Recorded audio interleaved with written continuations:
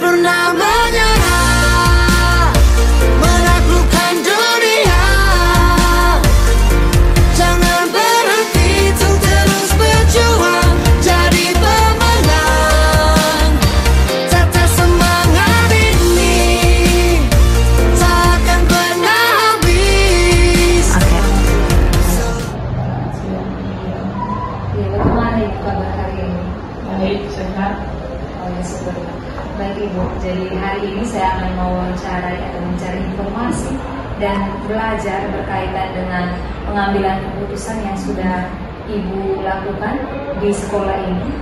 Ya, karena kita tahu sendiri bahwa Ibu di sini sebagai wakil kepala sekolah bidang kesiswaan yang pastinya banyak menangani kasus-kasus permasalahan yang terjadi di sekolah ini, khususnya berkaitan dengan peserta didik. Ya, jadi mungkin selama menangani kasus banyak dilema yang Ibu alami. Jadi ya, ada beberapa hal yang akan saya tanyakan. Ya, yang pertama di sini, bagaimana Ibu dapat mengidentifikasi kasus-kasus yang merupakan dilema etika atau rujukan moral? Yang pertama sekali saya lakukan itu adalah tentu mencari tahu masalah itu sendiri. Apakah itu termasuk dilema etika atau termasuk rujukan moral? Terus yang kedua, mencari tahu pihak-pihak yang terkait yang terlibat dalam masalah itu. Kita minta keterangannya sebelum kita ambil keputusan. Oke. Baik Ibu. Terus selanjutnya, selama ini bagaimana Ibu menjalankan pengambilan keputusan di sekolah, terutama untuk kasus-kasus di mana ada dua kepentingan yang sama-sama benar atau sama-sama mengandung nilai kebajikan? Untuk keputusan untuk pihak-pihak yang sama-sama benar itu memang agak sulit. Di mana tentu pertama sekali itu tentu identifikasi masalah apa. Terus yang berikutnya saya juga tentu akan berdiskusi dengan pihak yang terkait dalam hal ini guru dan mereka membicarakan masalah-masalah itu kasus-kasus yang terjadi. Oke, baik. Atau bisa Ibu ceritakan ada kasus yang ada terjadi di sekolah ini dan bagaimana penanganannya sudah Ibu? Kasus yang banyak terjadi itu sebenarnya kalau mau bilang berat juga tidak terlalu berat, karena ini menyangkut usia anak yang sementara bertumbuh berkembang, tentu emosi-emosinya tidak stabil. Ya, kasus-kasus itu misalnya perkelahian hanya untuk masalah-masalah yang sepele. Misalnya saya pernah menyelesaikan masalah kasus hanya sebatang ballpoint atau pensil. Jadi temannya yang satu menuduh temannya mengambil ballpointnya yang kebetulan warnanya sama dengan yang dia punya. Terus yang satunya tidak terima karena itu juga punya dia. Lalu karena terlalu sering dia mengganggu, itu saya punya ballpoint dan saya punya ballpoint. Lalu yang sebelah tidak terima karena itu terus menerus, lalu terjadilah perkelahian. Nah, di situ memang ada anak-anak yang punya niat baik untuk membantu, untuk melayani. Tapi juga ya untuk hal-hal yang dianggap benar ini, ketika mau membantu, mereka mengalami ketakutan jangan sampai saya juga terlibat dalam masalah, sehingga lebih banyaknya itu mundur, tidak membantu. Nah, ketika ada guru yang lewat melihat itu baru melerai. Nah, itu ada kasus ballpoint. Nah, ketika ditanya, dua-duanya sama-sama benar. Saya satunya mengatakan dituduh untuk mengambil ballpointnya. Satu merasa tidak mengambil, hanya karena dia sering melontarkan kalimat-kalimat yang membuat emosi. Di situlah terjadi perkelahian karena tentunya. Nah, untuk kasus-kasus seperti ini biasanya kita langsung karena tentunya. Nah, untuk kasus-kasus seperti ini biasanya kita langsung menangani, jadi tidak menunda. Jadi kita langsung menangani bersama dengan guru BK tentu, wali kelas tentu, dengan guru mata pelajaran yang kebetulan waktu itu lewat pada kelas. Kita panggil, kita minta keterangan satu persatu, lalu kita minta untuk berdasar. Jadi itu kasus yang memang harus kita selesaikan saat ini.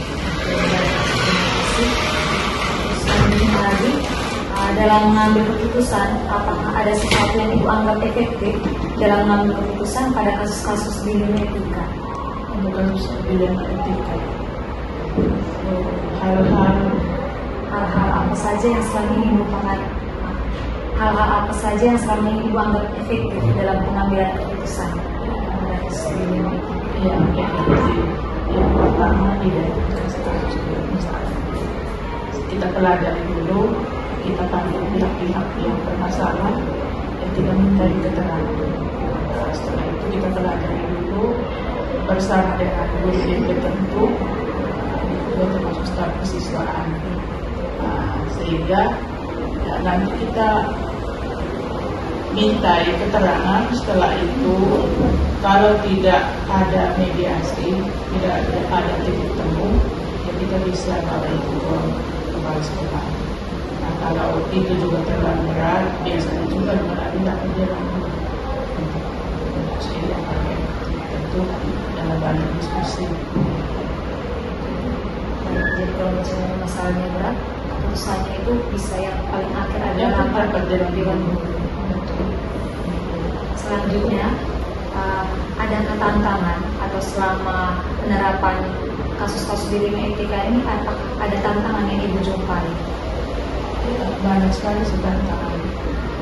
Yang pertama itu ketika dua pihak sama-sama benar, kita sulit untuk mengambil keputusan. Tetapi bahwa pada suatu lembaga itu pasti ada aturannya. Ya, kita merujuk pada aturan yang ada di sekolah, yaitu sudah disosialisasikan ketika siswa masuk di sekolah. Lalu itu disiapkan juga buku pribadi siswa yang berisikan tata tertib sekolah dengan sanksi-sanksi yang diberikan, tentu tidak terlepas dari nilai-nilai kebaikan.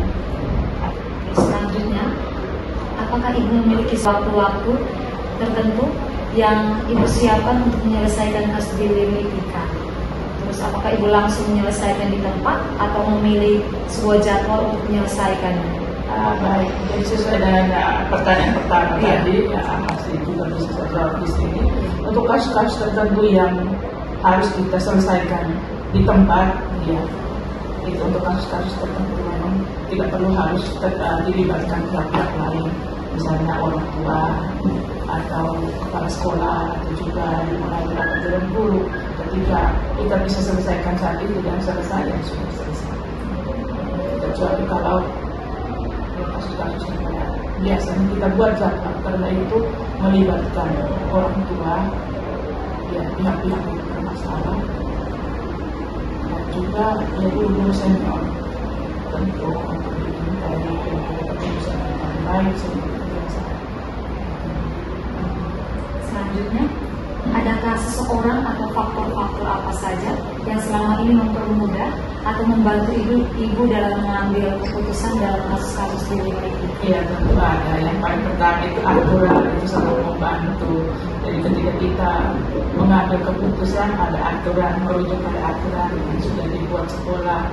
Ya, tentu yang lainnya itu adalah diskusi dengan guru BPBK, guru-guru senior yang dianggap bijak untuk mengambil keputusan, kepala sekolah dan rapat dewan guru.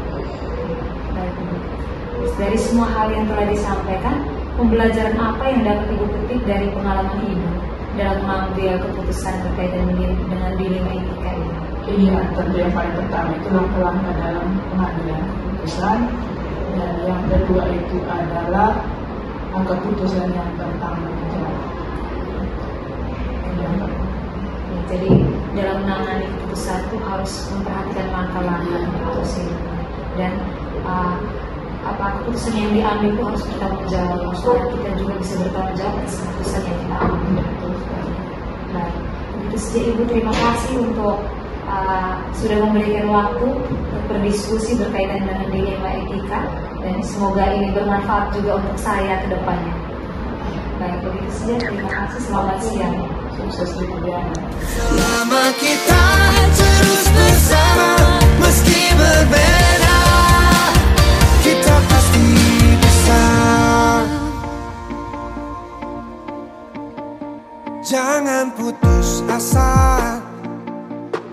menghadapi cobaan. Yakin dan percaya, itulah kuncinya. Kadang aku harus menyatu dan juga saling melengkapi untuk menggapai semua mimpi menjadi yang terbaik. Jangan pernah menyerah.